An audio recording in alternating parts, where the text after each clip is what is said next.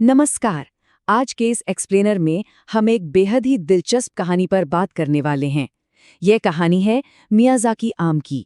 हम देखेंगे कि कैसे ये फल अपनी जापानी जड़ों की लग्जरी से निकलकर भारत के खेतों में एक रोमांचक और चुनौतीपूर्ण सफर तय कर रहा है।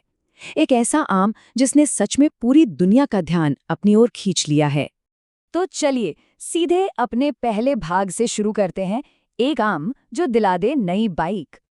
आमतौर पर फलों के दाम क्या ही होते हैं, कुछ 100 रुपए किलो, है ना। लेकिन ये खास आम हमारी इस नॉर्मल सोच को पूरी तरह से पलट देता है। क्या किसी आम की कीमत इतनी ज्यादा हो सकती है कि लोग उसे आम न कहकर लाल सोना बुलाने लगे? ये विचार ही अपने आप में काफी हैरान करने वाला है। जरा इस तुलना पर गौर कीजिए। इमेजिन करके देखिए, इन मियाज़ाकी आमों के सिर्फ 1 किलो की कीमत में एक बिल्कुल नई चमचमाती हुई मोटरसाइकिल खरीदी जा सकती है। जी हाँ, बिल्कुल सही सुना। ये कोई मजाक नहीं है, बल्कि एक हकीकत है जो इस फल के असाधारण मूल्य को साफ साफ दिखाती है।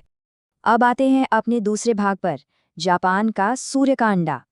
इतनी भारी कीमत के पीछे का राज समझने के लिए हमें इसके जन्मस्थान यानी जापान चलना होगा। वहां के लोग इसे सूर्य का अंडा या एग ऑफ द सन कहते हैं। ये आम अपने गहरे लाल और बैंगनी रंग, गजब की मिठास और एक ऐसी खुशबू के लिए जाना जाता है जो इसे दुनिया के बाकी सभी आमों से बिल्कुल अलग खड़ा करती है। और इन्हीं दुर्लभ खूबियों की वजह से अंतर्राष्ट्रीय बाजार में इसकी कीमत लाखों रुपए प्रति किलो तक पहुंच जाती है। मतलब ये सिर्फ एक फल नहीं रहा, ये एक प्रॉपर लग्जरी आइटम बन चुका है और दुनिया के सबसे महंगे आमों में इसकी जगह एकदम पक्की है। आगे बढ़ते हैं तीसरे भाग की तरफ, जिसका शीर्षक है भारतीय खेतों में दस्तक। अब सबसे रोमांचक बात यह है कि जापान की ये लग्जरी अब भारत पहुंच चुकी है। बिहार के कुछ किसानों ने सफलतापूर्वक इसे उगाकर दिखाया है और अब पारंपरिक खेती से एक कदम आगे बढ़कर झारखंड के पलामू क्षेत्र के किसान भी इस महंगी और विदेशी फसल को उगाने के लिए पूरे जोश में हैं। ये एक बहुत बड़ा शिफ्ट है। ऐसा इसलिए हो रहा है क्योंकि कृषि विशेषज्ञों का मानना है कि अगर सही तापमान और नमी का ध्यान रखा जाए तो झारखंड का मौसम इन विदेशी पेड़ों के लिए काफी अनुकूल साबित हो सकता है।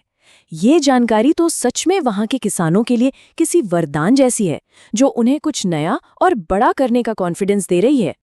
और हमारा चौथा और आखिरी भाग है लाल सोने की खेती।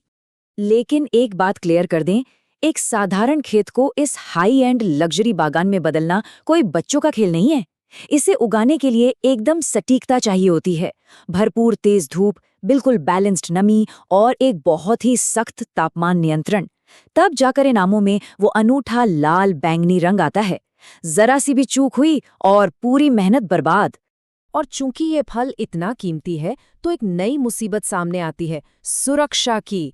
किसानों को इन पौधों के चारों ओर मजबूत सुरक्षा जाल और हाई टेक प्रणालियां लगानी पड़ती हैं ताकि कोई चोरी न कर ले या फसल को नुकसान न पहुंचे। लिटरली ये अपने खेत में किसी खजाने की रखवाली करने जैसा है। फिर भी एक्सपर्ट्स का पूरा भरोसा है कि अगर किसान सही तकनीक अपनाएं और थोड़ा धैर्य रखें तो ये लाल सोना उनकी कमाई को कई गुना बढ़ा सकता है। ये सिर्फ एक नई फसल नहीं है, बल्कि ये पूरी की पूरी ग्रामीण अर्थव्यवस्था की तस्वीर बदलने की ताकत रखता है, जो अंततः हमें इस बड़े सवाल के साथ छोड़ जाता है। क्या लाल सोने की ये सावधानीपूर्वक और हाई स्टेक्स खेती आने वाले समय में इन क्षेत्रों के कृषि भविष्य को हमेशा के लिए बदल कर रख देगी? क्या हम एक नई कृषि क्रांति की शुरुआत देख रहे हैं? इस बारे में जरूर सोचिएगा।